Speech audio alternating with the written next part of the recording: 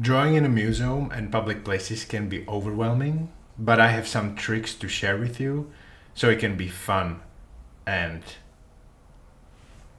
fun.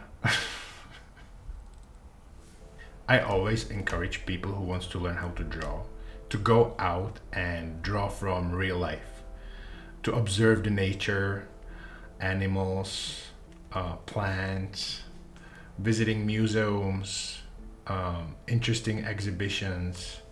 When I travel, I always carry my sketchbooks with me to sketch and learn from real life. Going to the public places such as parks, museums, really beneficial to your drawing skills. Observing something from real life is extremely important, and I think it can give you much more than just drawing from reference sitting at home. In my drawing classes, when I encourage students to draw from real life and take field trips, they usually are very scared and intimidated by it because sitting somewhere and drawing while people moving around and there's like a lot of noise in the museums or parks or some other interesting exhibitions or events, it can be very discouraging. So how I do it is I usually bring my headphones and I play some very calming, soothing music. It helps me focus and isolate myself from my surroundings.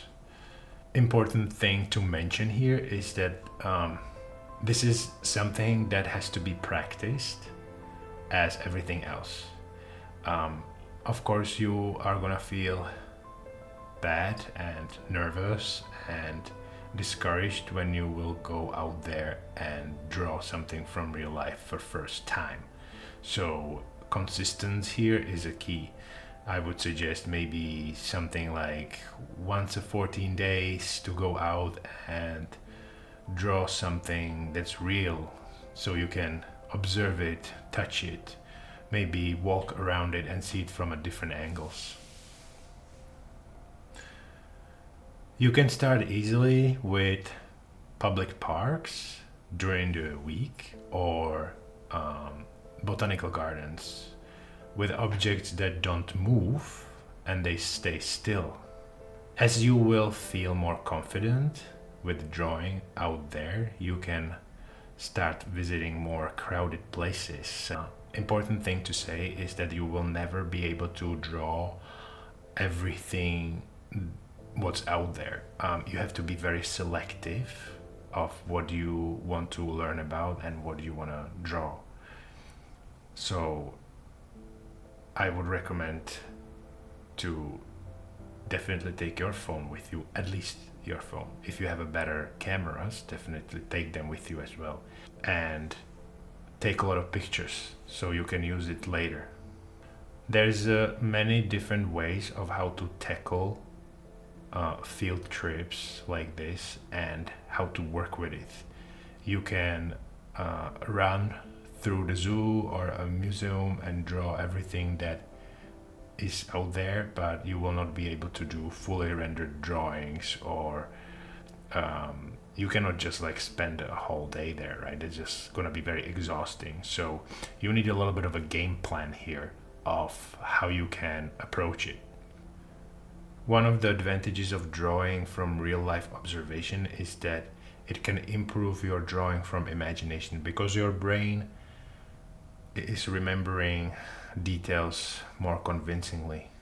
The more you draw from real life, the more you trust your own judgment instead of copying other artists or photos. Drawing from real life builds up accuracy, observation, and confidence. On my Instagram, you can see when I go online on YouTube and when I stream live. And on my Discord, you can hang out with our group where I share a lot of freebies and tips and tricks for drawing. So you are more than welcome to join. Definitely before you even take some photos and pencil in your hand, try to observe what you're looking at first. So you understand what is in front of you. This is something I call an active observation, which is very different in compare with just staring at something, you know.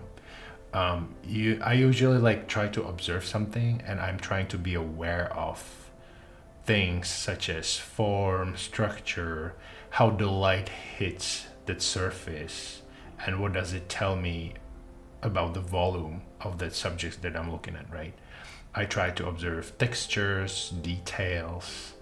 I try to observe proportions, sizes, relationships between structures. I usually spend like 5 minutes actively observing something before I even take a pen in my hand and start to draw.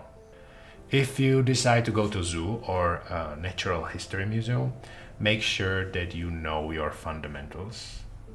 You know how to rotate the box and primitives freehand in a space, because drawing something in motion definitely does require better understanding of these primitive forms and how to draw them.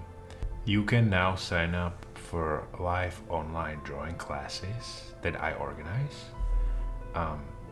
It's 8 weeks total. It's with feedback. There's no pre-recorded video lessons. It's small classes. It comes to like $20 an hour. We meet once a week for 3 hours. There's assignments for every week. There is feedback. There is a live interaction on Zoom meetings, and everything will be recorded so you can revisit it anytime. I'll be looking forward to see you in the class. When I draw from real life observation, I never approach it as I would like to draw a pretty rendered drawings and have a sketchbook full of high detailed, polished, pretty studies, you know. It's a learning experience and mistakes will happen, and that's the most important part of it, you know.